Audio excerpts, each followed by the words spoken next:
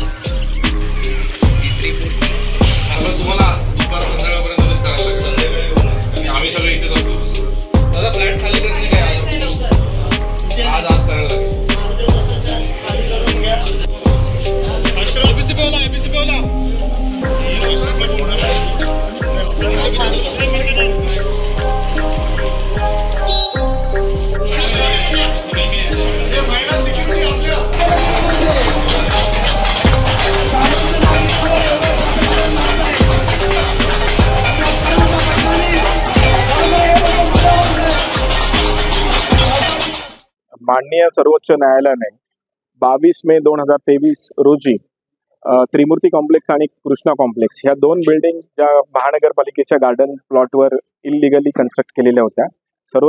माननीय सर्वोच्च न्यायालयामध्ये याच्या संदर्भात याचिका दाखल झाल्या होत्या.